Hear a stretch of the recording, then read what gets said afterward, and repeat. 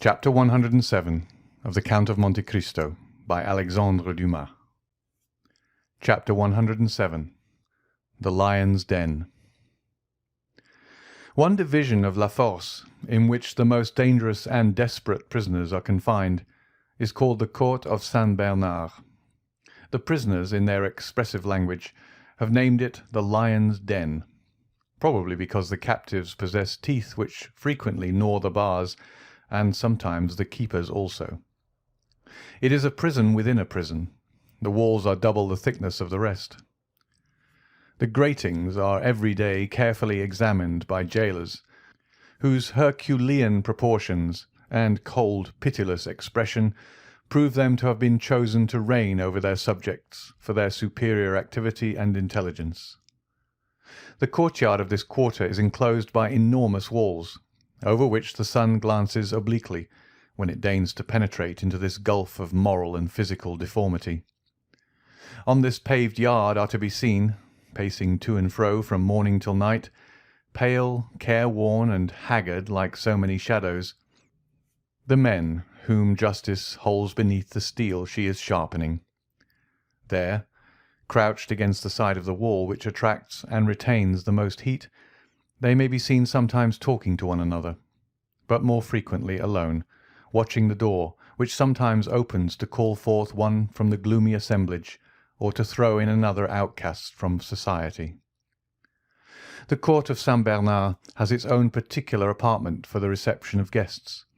It is a long rectangle, divided by two upright gratings placed at a distance of 3 feet from one another to prevent a visitor from shaking hands with or passing anything to the prisoners. It is a wretched, damp, nay, even horrible spot, more especially when we consider the agonizing conferences which have taken place between those iron bars. And yet, frightful though this spot may be, it is looked upon as a kind of paradise by the men whose days are numbered. It is so rare for them to leave the Lion's Den for any other place than the Barrier Saint-Jacques or the galleys. In the court, which we have attempted to describe and from which a damp vapour was rising, a young man with his hands in his pockets, who had excited much curiosity among the inhabitants of the den, might be seen walking. The cut of his clothes would have made him pass for an elegant man, if those clothes had not been torn to shreds. Still they did not show signs of wear, and the fine cloth beneath the careful hands of the prisoner soon recovered its gloss in the parts which were still perfect, for the wearer tried his best to make it assume the appearance of a new coat. He bestowed the same attention upon the cambric front of a shirt, which had considerably changed in colour since his entrance into the prison, and he polished his varnished boots with the corner of a handkerchief embroidered with initials surmounted by a coronet. Some of the inmates of the Lion's Den were watching the operations of the prisoner's toilet with considerable interest. "See, the prince is pluming himself," said one of the thieves. "He's a fine-looking fellow," said another. "If he had only a comb and hair grease, he'd take the shine off the gentleman in white kids. His coat looks almost new, and his boots shine like a nigger's face. It's pleasant to have such well-dressed comrades, but didn't those gendarmes behave shamefully? Must have been jealous to tear such clothes." "He looks like a big bug," said another. "Dresses in fine style, and then to be here so young. Oh, what larks!" Meanwhile the object of this hideous admiration approached the wicket, against which one of the keepers was leaning. "Come, sir," he said, "lend me 20 francs. You will soon be paid. You run no risks with me. Remember, I have relations who possess more millions than you have deniers. Come, I beseech you. Lend me 20 francs, so that I may buy a dressing-gown. It is intolerable always to be in a coat and boots. And what a coat, sir, for a prince of the Cavalcanti!" The keeper turned his back and shrugged his shoulders. He did not even laugh at what would have caused anyone else to do so. He had heard so many utter the same things. Indeed, he heard nothing else. "Come," said Andrea, "you are a man void of compassion. I'll have you turned out." This made the keeper turn round, and he burst into a loud laugh. The prisoners then approached and formed a circle. "I tell you, with that wretched sum," continued Andrea, "I could obtain a coat and a room in which to receive the illustrious visitor I am daily expecting." Of course," said the prisoners. "Anyone can see he's a gentleman." "Well, then, lend him the 20 francs," said the keeper, leaning on the other shoulder. "Surely you will not refuse a comrade." "I am no comrade of these people," said the young man proudly. "You have no right to insult me thus." The thieves looked at one another with low murmurs, and a storm gathered over the head of the aristocratic prisoner, raised less by his own words than by the manner of the keeper. The latter, sure of quelling the tempest when the waves became too violent, allowed them to rise to a certain pitch that he might be revenged on the importunate Andrea, and besides it would afford him some recreation during the long day. The thieves had already approached Andrea, some screaming, "La savate! La savate!" a cruel operation which consists in cuffing a comrade who may have fallen into disgrace, not with an old shoe, but with an iron-heeled one. Others proposed the anguille, another kind of recreation in which a handkerchief is filled with sand, pebbles, and 2-sou pieces when they have them, which the wretches beat like a flail over the head and shoulders of the unhappy sufferer. "Let us horsewhip the fine gentleman," said others. But Andrea, turning towards them, winked his eyes, rolled his tongue around his cheeks, and smacked his lips in a manner equivalent to 100 words among the bandits when forced to be silent. It was a Masonic sign Caderousse had taught him. He was immediately recognized as one of them. The handkerchief was thrown down, and the iron-heeled shoe replaced on the foot of the wretch to whom it belonged. Some voices were heard to say that the gentleman was right, that he intended to be civil in his way, and that they would set the example of liberty of conscience, and the mob retired. The keeper was so stupefied at this scene that he took Andrea by the hands and began examining his person, attributing the sudden submission of the inmates of the lion's den to something more substantial than mere fascination. Andrea made no resistance, although he protested against it. Suddenly a voice was heard at the wicket. "Benedetto!" exclaimed an inspector. The keeper relaxed his hold. "I am called," said Andrea. "To the visitors' room," said the same voice. "You see, someone pays me a visit. Ah, my dear sir, you will see whether a Cavalcanti is to be treated like a common person." And Andrea, gliding through the court like a black shadow, rushed out through the wicket, leaving his comrades and even the keeper lost in wonder. Certainly a call to the visitors' room had scarcely astonished Andrea less than themselves, for the wily youth, instead of making use of his privilege of waiting to be claimed on his entry into La Force, had maintained a rigid silence. "Everything," he said, "proves me to be under the protection of some powerful person. This sudden fortune, the facility with which I have overcome all obstacles, an unexpected family and an illustrious name awarded to me, gold showered down upon me, and the most splendid alliances about to be entered into. An unhappy lapse of fortune and the absence of my protector have cast me down, certainly, but not for ever. The hand which has retreated for a while will be again stretched forth to save me at the very moment when I shall think myself sinking into the abyss. Why should I risk an imprudent step? It might alienate my protector. He has two means of extricating me from this dilemma, the one by a mysterious escape, managed through bribery, the other by buying off my judges with gold.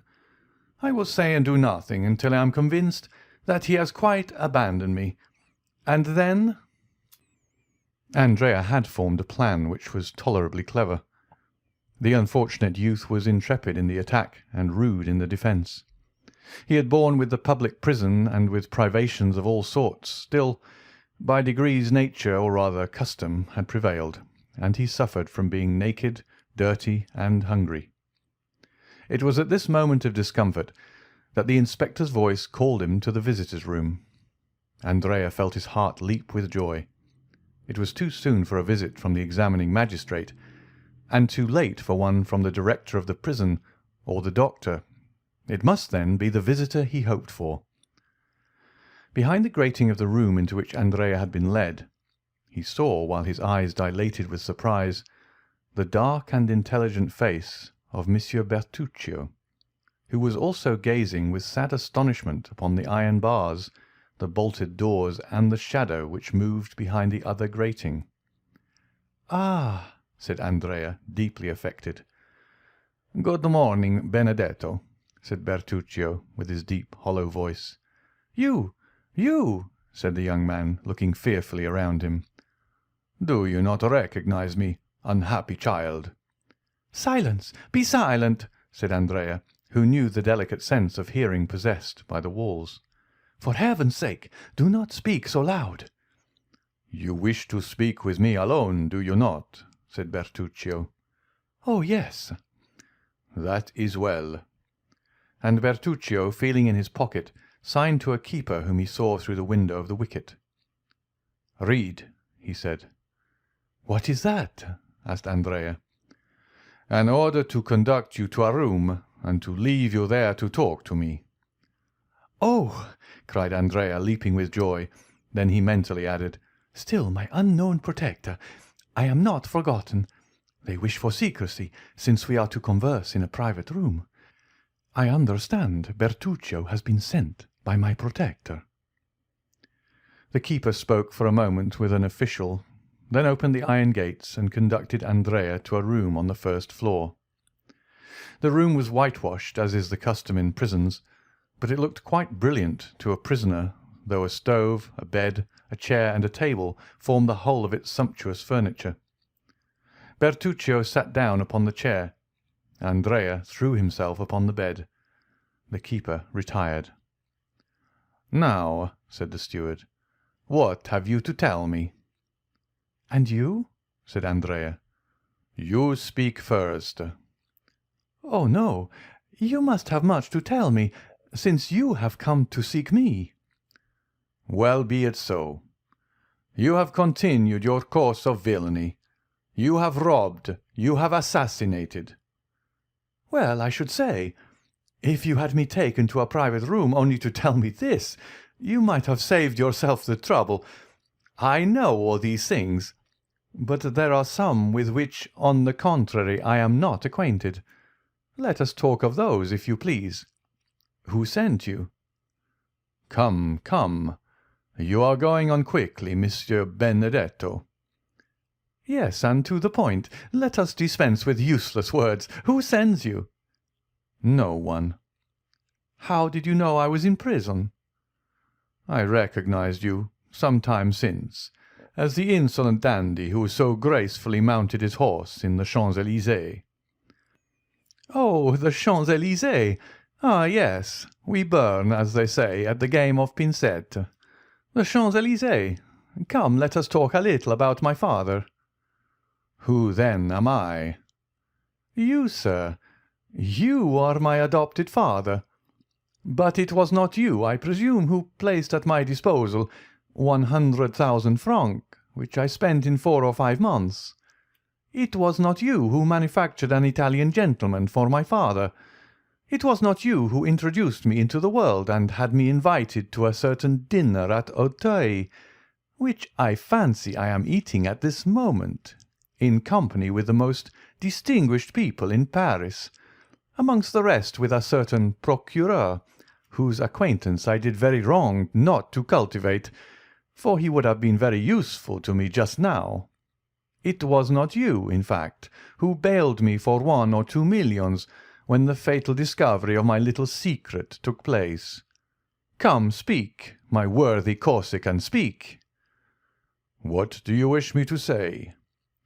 "I will help you. You were speaking of the Champs-Élysées just now, worthy foster father." "Well?" "Well, in the Champs-Élysées there resides a very rich gentleman." "At whose house you robbed and murdered, did you not?" "I believe I did." "The Count of Monte Cristo." "'Tis you who have named him, as Monsieur Racine says." Well, am I to rush into his arms and strain him to my heart, crying, my father, like Monsieur Pixercourt?" "Do not let us jest," gravely replied Bertuccio, "and dare not to utter that name again as you have pronounced it." "Bah!" said Andrea, a little overcome by the solemnity of Bertuccio's manner. "Why not?" "Because the person who bears it is too highly favoured by heaven to be the father of such a wretch as you." "Oh, these are fine words."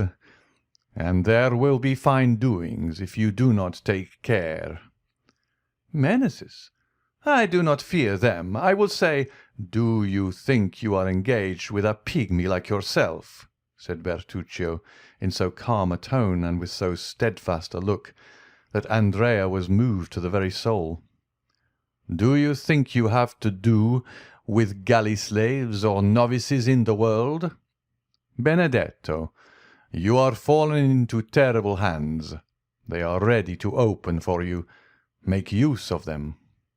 Do not play with the thunderbolt they have laid aside for a moment, but which they can take up again instantly, if you attempt to intercept their movements." "My father! I will know who my father is," said the obstinate youth. "I will perish if I must, but I will know it. What does scandal signify to me? What possessions, what reputation, what pull, as Beauchamp says, have I? You great people always lose something by scandal, notwithstanding your millions. Come, who is my father?" "I came to tell you." "Ah!" cried Benedetto, his eyes sparkling with joy. Just then the door opened, and the jailer, addressing himself to Bertuccio, said, "Excuse me, sir, but the examining magistrate is waiting for the prisoner." "And so closes our interview," said Andrea to the worthy steward. "I wish the troublesome fellow were at the devil." "I will return to-morrow," said Bertuccio. "Good. Gendarme, I am at your service.